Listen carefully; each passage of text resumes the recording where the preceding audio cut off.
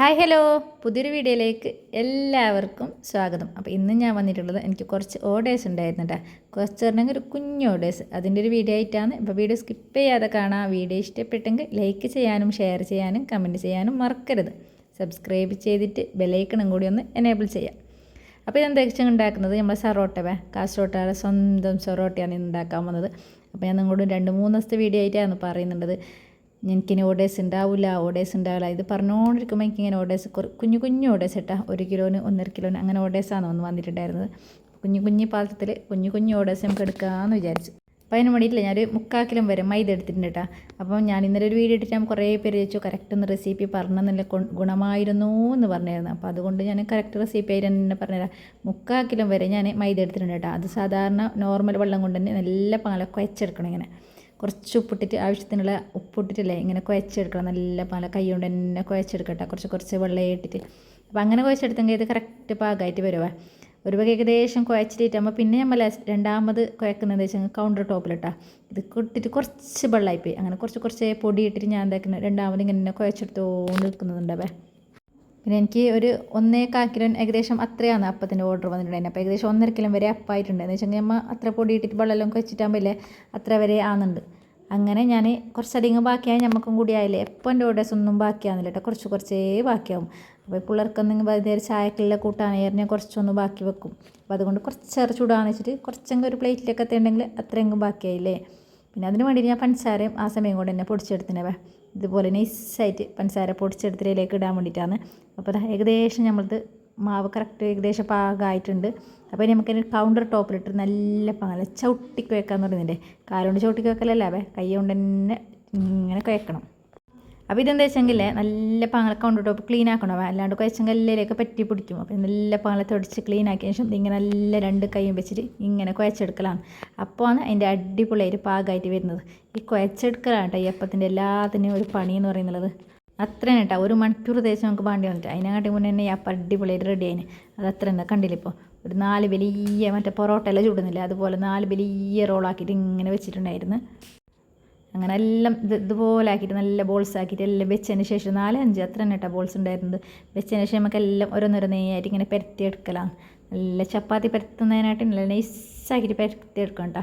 ഇത് നമ്മൾ പൊടി സാധാരണ മൈദപ്പൊടി എന്നിട്ട് നല്ല പാങ്ങളിങ്ങനെ കൈ കൊണ്ട് റോളിലില്ലേ ഇതുപോലെ പരത്തിയെടുക്കണം. ചപ്പാത്തി ചുടുന്ന റോളിൽ ഇതുപോലെ ഇങ്ങനെ പരത്തിയെടുക്കാം. ഇതൊക്കെ അല്ലേ പിള്ളേർക്കല്ല വൈകുന്നേരം ചായ കൂട്ടാനല്ല നല്ല അടിപൊളിയായിട്ടുള്ളൊരു പലഹാരമേ. അപ്പോൾ നിങ്ങൾ എല്ലാവരും ഉണ്ടാക്കി നോക്കട്ടെ. പുറത്തുനിന്ന് വാങ്ങിക്കുന്നതായിട്ട് എത്രയോ നല്ലതാണ്. ഇതുപോലെ ഉണ്ടാക്കിയിട്ട് പിള്ളേർക്കെല്ലാം കൊടുത്തെങ്കിൽ അടിപൊളിയാകും. ചായക്കെല്ലാം കഴിക്കാൻ അടിപൊളിയായിട്ടുള്ളൊരു അപ്പം, നല്ല ക്രിസ്പി കിടി എന്ന് പറയുന്നില്ലേ. നമ്മൾ കാസർഗോട്ടാളി കജൂർ 6-ാം നമ്പർ അതുപോലത്തെ ഒരു സ്പെഷ്യൽ അപ്പം ആണ് ഇത്. അപ്പോൾ എല്ലാവരും മാക്സിമം എല്ലാവരും ഉണ്ടാക്കിയിട്ട് നോക്കട്ടെ, അടിപൊളിയാകുന്നുണ്ട് കേട്ടോ. പിന്നെ ഇത് കുറേ ഉണ്ടാക്കിക്കൊണ്ടിരിക്കുമല്ലേ അതിനും കാട്ടിയും ഈസി ആയിട്ട് ചെയ്യാൻ പറ്റുന്നുണ്ട്. അപ്പോൾ എല്ലാവരും ഉണ്ടാക്കി നോക്കുക, എൻ്റെ അഭിപ്രായം കമൻറ്റ് ചെയ്യുക. ഇതെനിക്ക് കുറച്ച് ഒരു 1.5 കിലോൻ്റെ ഓർഡേഴ്സ് ഉണ്ടാകുമ്പോൾ ഞാൻ അതിനനുസരിച്ചിട്ട് മാത്രം ഉണ്ടാക്കിയതാണ്. അപ്പോൾ നമുക്കിങ്ങനെ ഓർഡേഴ്സെല്ലാം ഉണ്ടാകുമല്ലോ, ചൂടാൻ നല്ല രസമാണ് കേട്ടോ. നമ്മൾ വെറുതെ നമുക്ക് കഴിക്കുന്നത് പോലെ പുറത്തായിരിക്കും കൊടുക്കാൻ വേണ്ടിയിട്ട് കഴിക്കുമ്പോൾ നമുക്ക് നല്ല രസമാണ്. പിന്നെ ഞാൻ കുറേ ഇത് ഉണ്ടാക്കിയിട്ട് കുറേ അപ്പം കൊടുത്തായിരുന്നു കേട്ടോ. ഒരു 10-15 കിലോ വരെ അതിനെക്കാട്ടി കൂടുതൽ കൊടുത്തിട്ടുണ്ടാകും. പക്ഷേ എല്ലാവർക്കും ഭയങ്കര ഇഷ്ടമായിരുന്നു കേട്ടോ ഈ അപ്പം. കൂടുതൽ പേര് എനിക്ക് ഇങ്ങനെ ഓർഡേഴ്സ് പുറത്തുനിന്ന് തരൽ ഈ അപ്പത്തിനാണ്, അടിപൊളിയായിട്ടുണ്ട് എന്ന് പറയുന്നുണ്ട്. പിന്നെ ഗൾഫിലേക്കെല്ലാം കൊടുത്ത് വിടുമ്പോഴല്ലേ ഇതിങ്ങനെ പൊടിഞ്ഞ് പോകുന്നു കേട്ടോ.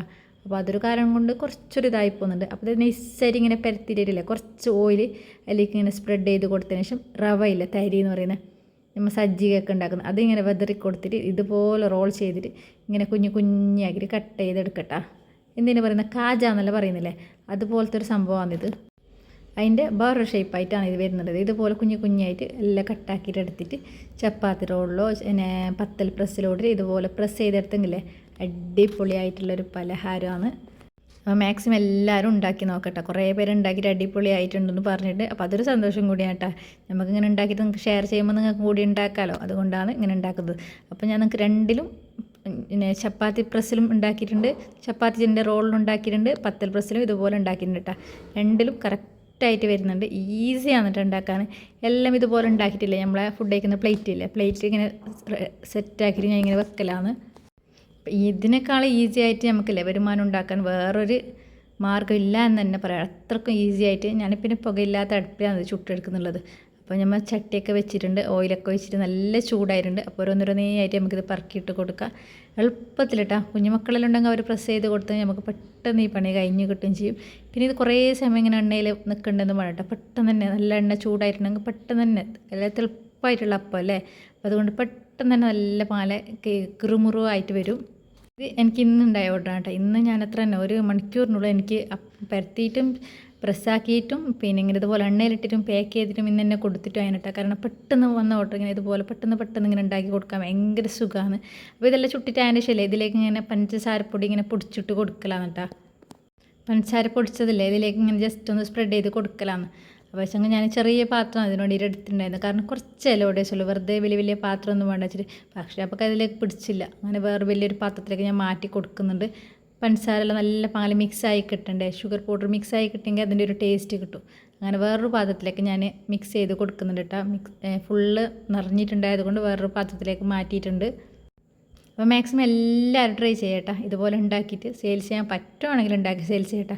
കാരണം ഒന്നും കേടുപാടൊന്നും പറ്റില്ല. നല്ല അടിച്ചുറപ്പുള്ള പാത്രത്തിൽ വെച്ചെങ്കിൽ ഒരു 4-5 മാസം വരെ ഒന്നും ആവാണ്ട് നിൽക്കും.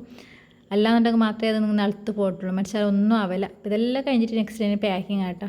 ഇതാണ് ഈസി ആയിട്ട് ചെയ്യാൻ പറ്റുന്നൊരു പണി. ഇങ്ങനെ പാക്ക് ചെയ്തിട്ട് വെയിറ്റ് എത്രയെന്ന് നോക്കിയിട്ട് നമ്മൾ പാക്ക് ചെയ്ത് കൊടുക്കലാണ്. പിന്നെ കുറേ പേര് ചോദിച്ചിട്ടുണ്ട് കേട്ടോ, ഈ വെയിറ്റിംഗ് മെഷീൻ എവിടെ നിന്നാണ് വാങ്ങിയത്. ഇത് ഞാൻ ഓൺലൈനിൽ നിന്ന് വാങ്ങിയതാണ് കേട്ടോ. അതും ചീപ്പ് റേറ്റുള്ള സാധനം തന്നെയാണ് ഞാൻ വാങ്ങിയിട്ടുണ്ടായിരുന്നത്.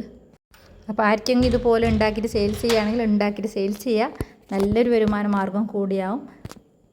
അപ്പോൾ എൻ്റെ ഇന്നത്തെ വീഡിയോ ഇത്രയേ ഉള്ളൂ. ഇതുപോലത്തെ റെസിപ്പി വീഡിയോ വേണമെങ്കിൽ നിങ്ങൾക്ക് കമൻറ്റ് ചെയ്യുക. കുറേ ഞാൻ എൻ്റെ പലഹാരത്തിൻ്റെ വീഡിയോ എൻ്റെ ചാനലിട്ടിട്ടുണ്ട്. ആവശ്യമുള്ളവർ കയറി ചെക്ക് ചെയ്യുക. റെസിപ്പി വീഡിയോ ആയെങ്കിലും ഞാൻ സെയിൽ ചെയ്യുന്ന വീഡിയോ ആയെങ്കിലും ഞാൻ എല്ലാം എൻ്റെ ചാനലിട്ടിട്ടുണ്ട്. ആവശ്യക്കാരൊന്ന് ചെക്ക് ചെയ്യുക, ഇതുപോലെ ഉണ്ടാക്കിയിട്ട് സെയിൽസ് ചെയ്യുക. അപ്പോൾ പുതിയൊരു വീഡിയോ നാളെ വീണ്ടും വരും. അതുവരേക്കും ബായ്.